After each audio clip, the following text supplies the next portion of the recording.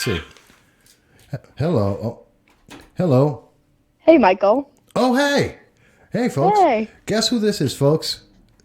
This is Lacey Kestecher, our very own Jiu-Jitsu ninja. Hello. How are you doing, Lacey? I'm doing great. How about you, Michael? I'm doing well. I'm going to get your face on this screen in a second, but have you been listening Exciting. to what we've been talking about? No, I actually just got out of class, and then I saw that Jon was on with you, so I I figured am. I'd join. I I am figured currently I'd join on. the podcast. Why Yeah, not? that's a good idea. Thank you for joining us. Oh, you are Yes, always definitely. welcome to be here with us. Thank you, Michael. Oh, yeah. Always nice to be on the Vast Political Commentary podcast. Very fun. I love it. And now we've got you There we up go. with The Trump President picture, Trump. Yeah.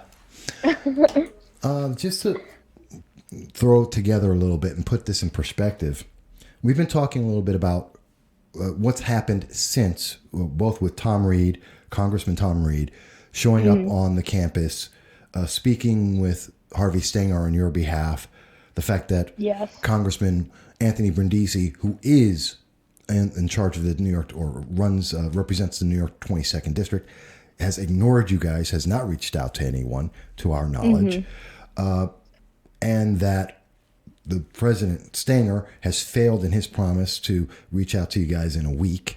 And now the BU progressives are hiding from the discussion on the First Amendment and actively sending out messages saying, run, hide, stay in the shadows, because they're afraid of the conversation.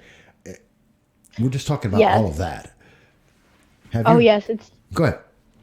definitely with Brindisi. It's extremely concerning, being that he's a representative and he has nothing to say about any of the incidents which occurred in his district at Binghamton University, which is obviously the SUNY State School. And instead, we have Tom Reed coming out to support us, who's in an entirely different district. And he's spoken up, but Brindisi's just hiding in the shadows, hasn't said anything. And I think we speak for all of us. He is embarrassing to have as our congressman and to represent us, being that he's really not fighting for our rights, our First Amendment rights especially, that being free speech. And, Brindisi, he really shouldn't be in office at the end of the day if he's not going to be doing what he should be doing for the people who he represents. I know Tom Reed definitely has our back, and he's willing to do anything for us to keep on protecting our rights, but our own representative isn't doing anything right now. So I think Jon definitely agrees with me also. Tom Reed's it was really amazing for him to come out and support us. And being that he's so busy in Washington, taking all that time out to meet with not only us, but President Stenger as well, and really just express what should be happening on this campus. It was extremely important for us to know that we have congressional support. But obviously, that's something Brindisi should have been doing as well. And I'm really wondering, where is he? Why isn't he doing what he should be doing for his own people right now? Yeah, absolutely. I mean, Tom Reed he's our guy at this point. He's the one that's really standing up for our rights. He came out all this way from his district, spent a lot of time on us, which was super honorable, very respectful, and you got to honor the guy. He's just a great man. Yeah, Yes. he's been doing great. And I, as I said, I respect and I thank him for doing this. Whereas Mr. Brindisi, I don't know what's going on with him. And I know before you guys got to school, you're both freshmen. But in 2018, when he was running, he was all over Binghamton University, promising progressives that he would be involved. Right. And here he is. Have you seen him on campus since? While you've been there in the last year, have you seen him? No, absolutely not. Never. Kind of says something there. Lacey, let me ask you something. You've been Yes. a big advocate now for the First Amendment. We've been talking to you since the very first attempts at cyberbullying and intimidation when you came Yes. onto the campus. We broke that story. We're continuing to talk about it.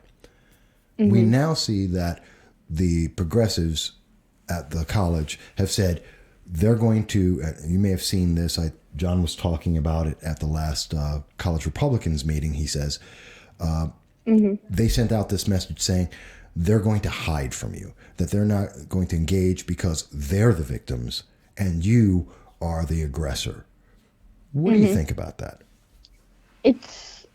I'll be honest, Michael, the second that I saw that, I actually laughed because they're calling us the aggressors right now. I didn't know that getting screamed in my face at for 2+ hours and being harassed and assaulted, that I'm the one who's intimidating them now. I mean, if they want to take that stance and they want to hide, they're scared of intellectual argument because everything that they say has absolutely no validity. It's not backed up by facts or statistics or anything. So it really doesn't surprise me. There's a big difference between a liberal and a leftist. Progressives are obviously leftists. They're not liberals. They just take a far left stance and they can't support anything that they say. And considering right now that they're just going to try and hide from us, I'd like to see that happen, considering that they already yelled at one of our club members as he walked by their tabling. They were tabling for another club the other day, and they just started yelling at him for no reason. Right. That's right. I forgot to mention that. Really? Yeah. Mm-hmm. Which, I mean, Yes. it just shows I don't know. Is this low impulse control? Is this just like they say one thing and they just can't help themselves? So they couldn't help themselves. They had to go out and again harass someone walking past them. Not engaging. So the student was just walking to perhaps a class or whatever. And I understand, I have to say, this is third-hand information. I wasn't there to see it. It sounds like you guys weren't the ones it happened to.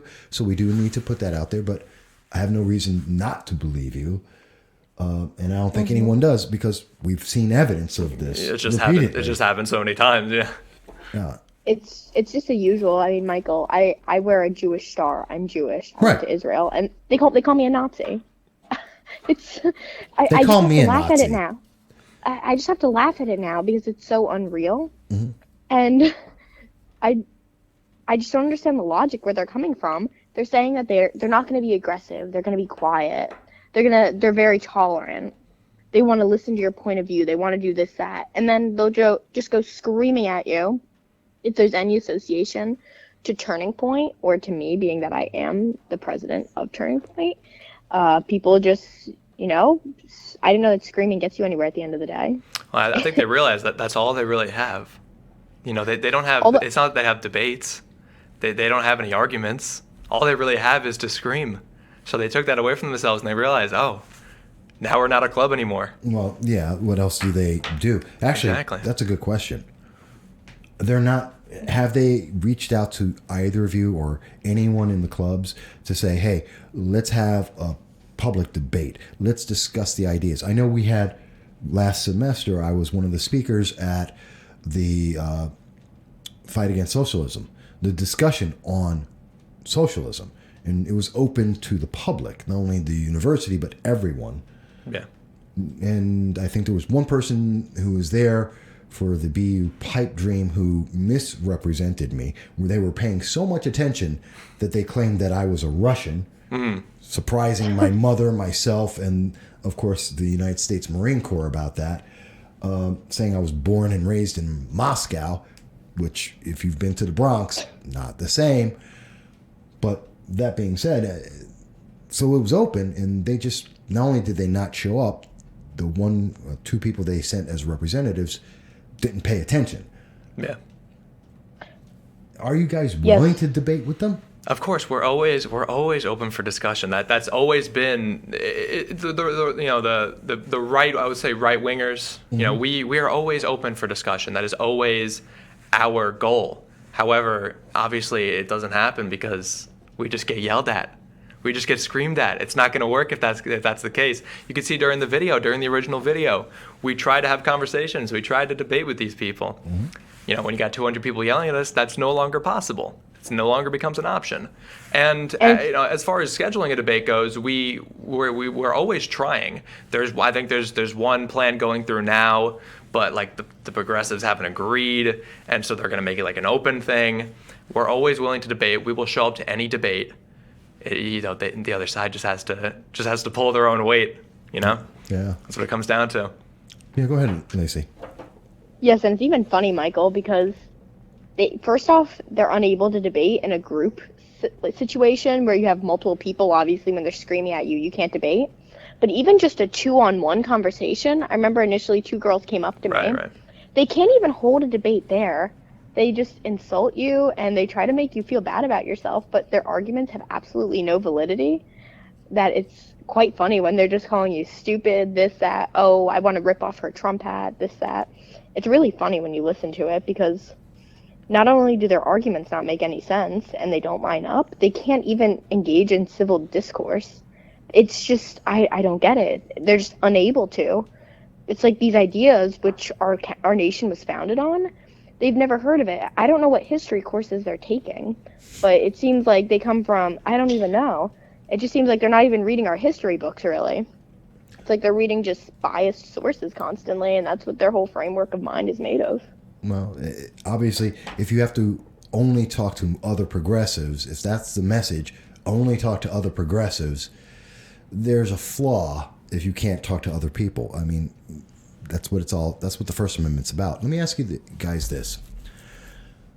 You've gotten a lot of attention. I mean, we've had several viral videos. We had a viral event that was talked about nationally. Lacey, you've been able to speak to the President of the United States directly, and he addressed this issue directly. You recently were on WNBF, where your name was mispronounced constantly. And I did hear part of that interview. I wasn't able to hear the whole thing. Let me ask you, since this has happened and looking at this moment, have conservatives at Binghamton University, in the community, have they come up to you? Have they said that they're encouraged or they're afraid? Has this had a positive effect or a negative effect for conservatives, Republicans that you guys are aware of? Honestly, Michael, I want to say it's taken both situations. I've had conservatives come up to me and voice how they really respect what we're doing as a club and organization to promote our conservative values. But at the same time, I mean, I've lost a lot of friends just for being a conservative. I'll be honest. I don't care at this point. I wear it on my chest. I wear it on my heart. If I'm a Republican, I'm not afraid to say it, but obviously it has a dual effect at the end of the day. Some people obviously are joining the club and want to get more involved, whereas people that were a bit more hesitant now, I've noticed they're just keeping their mouth shut and they're not saying anything because they're so targeted on this campus now. So in terms of overall, I think it's half-half, but I've definitely seen some people back away from the movement, and we've seen a few people rise forward, but it's not easy being a conservative on a college campus.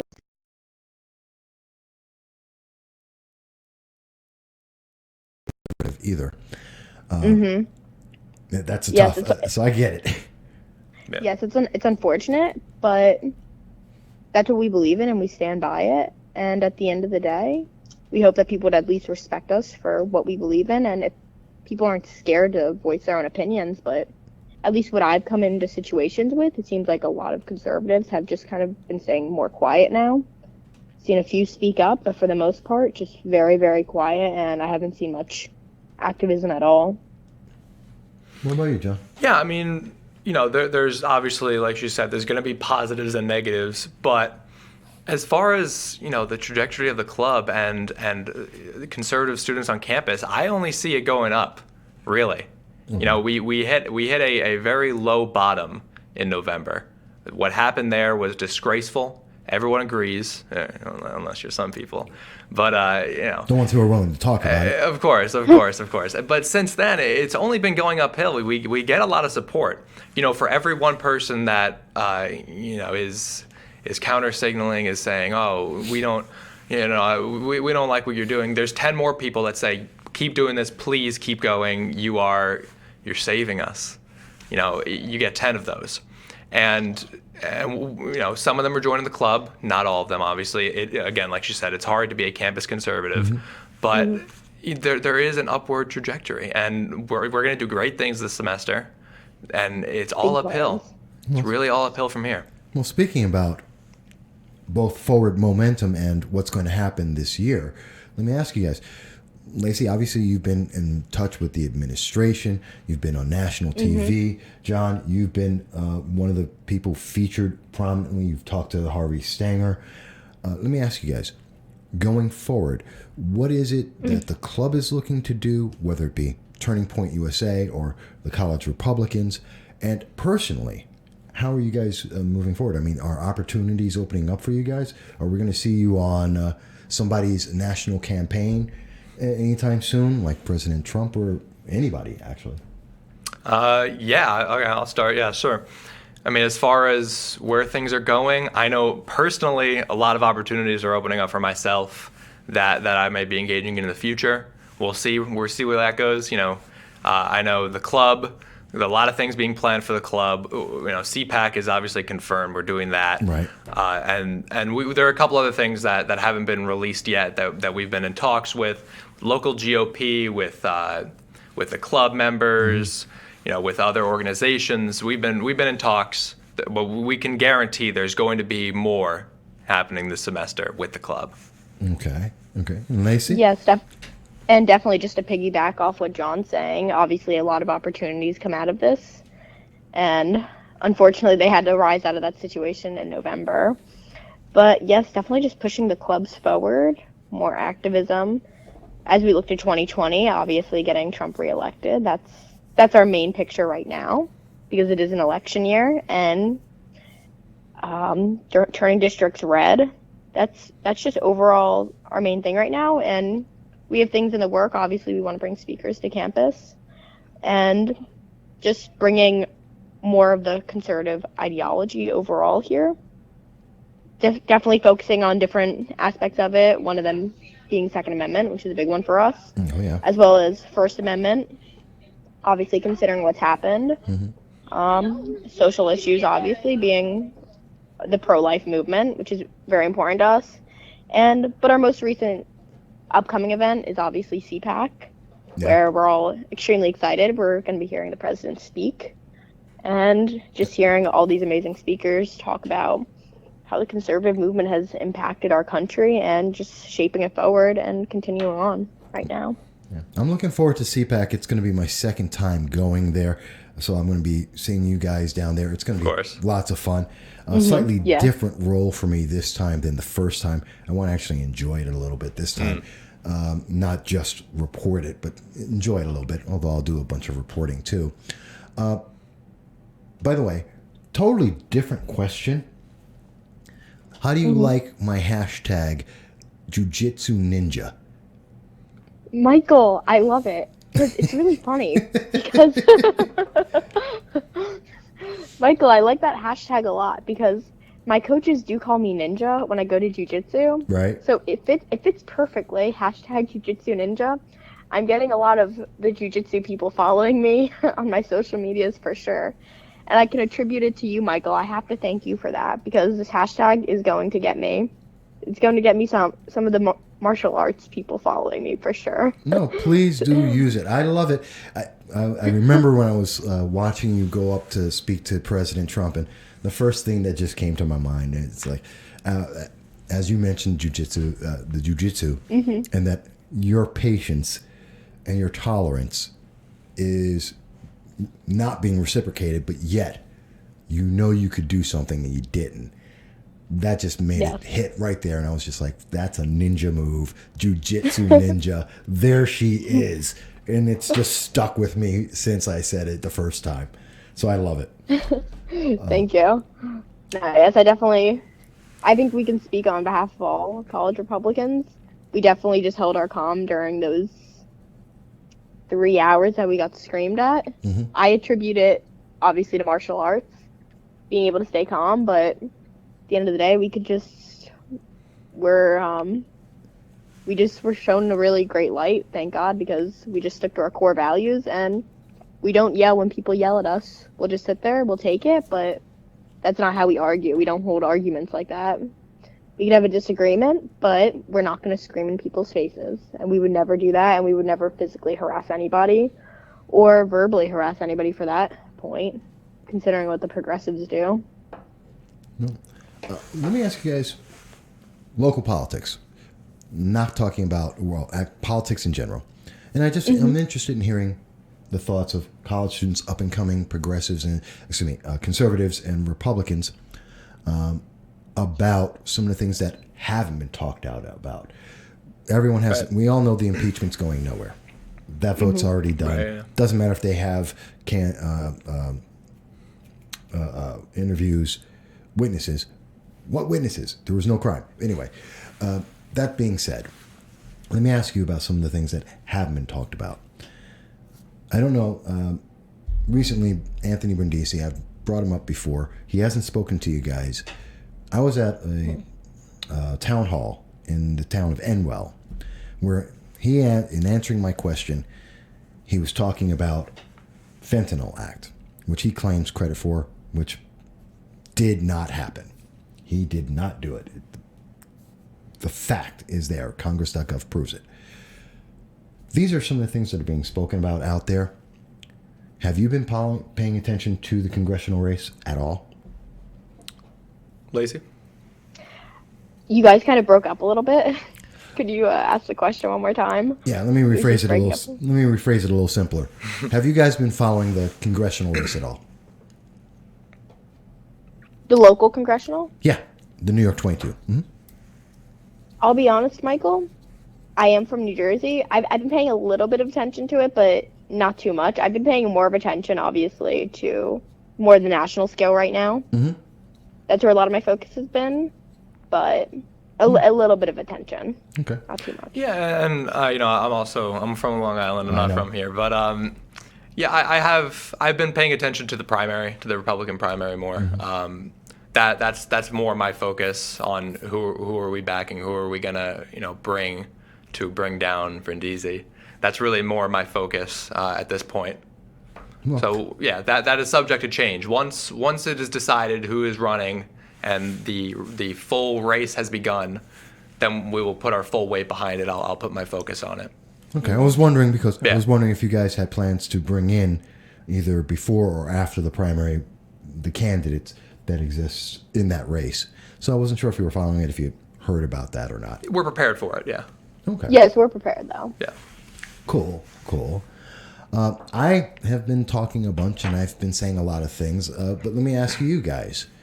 Is there something that you wanted to take the opportunity to speak to the various people out there who are watching this? Hopefully it's going viral again. We would always hope. But is there anything that you guys wanted to share or talk about, something coming up or personal or professionally that you guys wanted to go over? I mean, right now for the club, there's no public events that we have planned. That's more after CPAC. Mm-hmm. That's when we're going to start working on things like that. So there are really no club announcements as far as that goes. But of course, we have a Facebook. We have social media. You can reach out to us. What is the Facebook? What is the social media? Binghamton University College Republicans. You can find us there. That is our main platform. And you can message us. You can like our page. That is really the best way to join the club right now. The administration wants there to be 0 ways to join the club right now. Yeah. But of course, the Facebook page isn't going down. That's going to stay there. If you want to join the club, you could join it through there. We're hosting meetings. We are doing weekly meetings. That has finally started again. We're going to start getting together, talking again. And that's really it. We're coming back from the ashes. After the administration tried to crush us, we are back. We are not going anywhere. And stay tuned. Yeah. How about you, Lacey? Yes, even just to piggyback off that a little bit more and speak a little bit further on it, we're obviously starting the Turning Point chapter, getting more and more. Mm-hmm. Going to have club meetings hopefully very soon and get them started and continue the activism for sure. It's very exciting with college Republicans, despite our campus not letting us hold a room and everything. We're still going through with our meetings and continuing to have club membership and recruitment going on. And just to give a little bit of a foresight into the whole issue with the progressives. Sure. It's honestly, at this point, I don't get it really anymore. The Democrats, at least the Democrat club on our campus, at least they'll engage in a debate with us and talk to us. I mean, I know that I once had like a disagreement with the Democratic president, just like when we were tabling once, we were just talking about, just differences on opinions where we think speech is. Right. But we walked away, we shook hands, and there was absolutely no issue. Nice guy. Shook my hand, goes, "Oh, I hope you have a nice day." Said the same back. I don't understand why the progressives are so angry constantly. It's really bewildering. I always say we live in the greatest country on earth. Where everybody on this campus, nobody's starving on this campus. Everybody lives in a house, something over their head. And obviously, you must have money if you're coming to the school. I mean, It's not obviously cheap.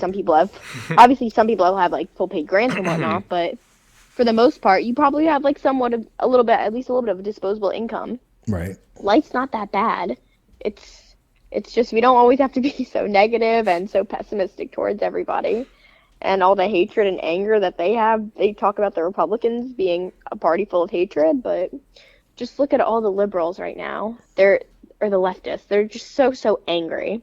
There's absolutely nothing to be angry about. Our economy's hitting highs constantly, lowest unemployment we can ask for, defending free speech, Israel as well, now being recognized by countries such as Saudi Arabia as having the right to be a country.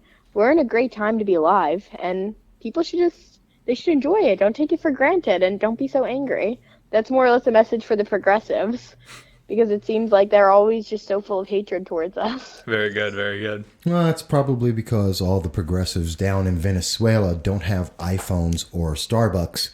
Although they do have lots of garbage cans, and they have mumps and measles, and they do have the government shooting their own people. They did get that part of the socialist promise.